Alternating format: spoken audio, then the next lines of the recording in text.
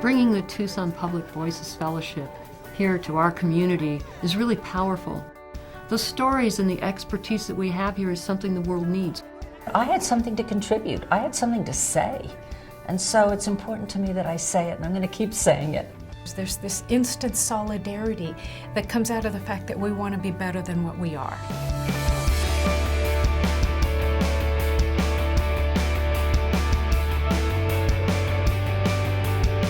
Humans have wrested control from the microbes, and we are now changing, for example, Earth's atmosphere so fast that humans will have a harder time surviving. I would really like to get my voice out there so that people can understand how important it is to fund science in the US. When American Sniper came out, I was motivated to write this piece on how something like this does not help our relations with Pakistan, which have been really very, very fragile, as you can imagine, since 9/11. There's a lot going on in Arizona that impacts a woman's ability to access reliable health care.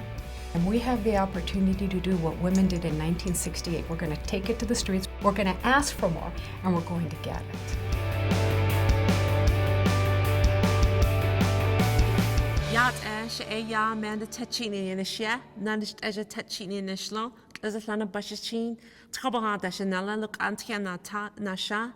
Hello, my name's Amanda Tachini, and the way I introduce myself to you is in Navajo. It's a way that identifies myself as a Native woman and as Navajo to include my clans and my community. I want to create more access for our Natives so they're inspired to go to college. I published 8 or 9 op-eds since we started. Bullying is all over. It's a catchword now. The media focuses on the really tragic cases, but doesn't look beyond that to what allows these incidents to occur. What I find, it's an opportunity to say, what's hiding underneath this that we really need to look at more closely. I feel it's my duty, my responsibility to write about what I know about immigrants and immigrant women.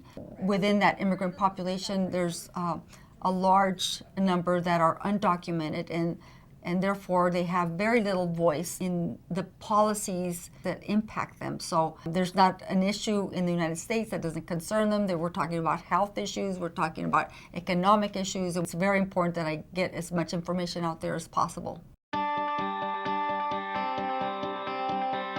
I wanted to write with someone. And so I just put it out there on the email, who wants to co-write with me on the Arizona budget cuts and impacts on education? What I can contribute is the prison piece, and what Amanda contributed was how already vulnerable populations like the Navajo are even further disadvantaged. We wrote about how more money is given to prisoners than students in the state of Arizona. American Indians are the least likely to graduate from high school and go to college. And then with budget cuts, it impacts them even more. If people don't graduate from high school, they're not able to generate as much money in taxes, so the state loses. When I collaborated with Susan Dobie, she gave me confidence to be bold in my thoughts. This was a woman who I saw as a patient who had some unusual symptoms, and it turned out it was coffee that was being brewed in a plastic container. It had thousands of shares on Facebook. Being able to reach more people and raise awareness about this possible trigger of chronic disease is serving more people. And so for me, that's deeply meaningful. The fact that I was published in our local paper, the Arizona Daily Star, allowed me to leverage a conversation with the mayor of Tucson, which resulted in us co-creating the inaugural Mayor's Book Club, which will essentially help us create a shared conceptual framework or philosophy of compassion for our city. I do kickboxing as a form of exercise, as a form of stress relief. I discovered it about a month after my mother died. And she died of COPD, and I literally watched her suffocate to death. It was really interesting.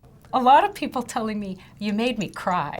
I wasn't trying to make anyone cry, but it was an honor to connect with other people who were saying, oh my gosh, I've been there too.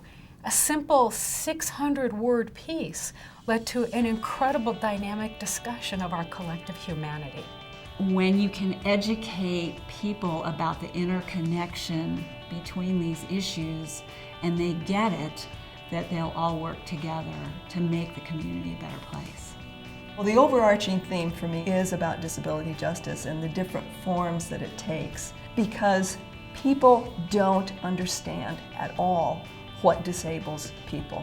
And it's not their impairment. What disables people are the negative stereotypes, the stigma, and the unwillingness to bring people on board in terms of jobs. What are we as a society about if we're not about encouraging and fostering inclusion, access, and equity for everybody?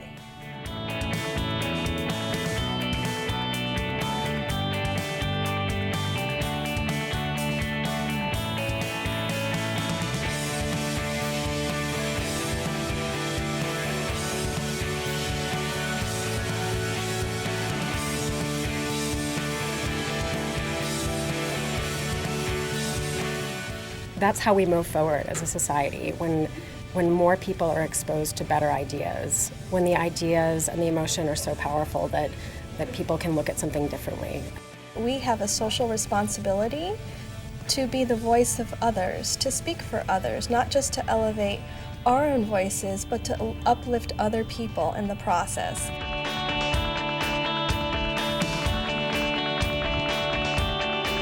We're working with some of the most brilliant minds in the nation. And so one of the endeavors of what we're all doing together is to invest in that brain power, much of which is absent from the public conversation.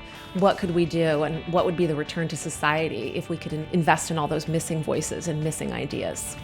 I think the power that is placed in the hands of so few applies across the board to economics, to opinion making, decision making, and I do think there's an opportunity for a democracy to work better when we all have a voice.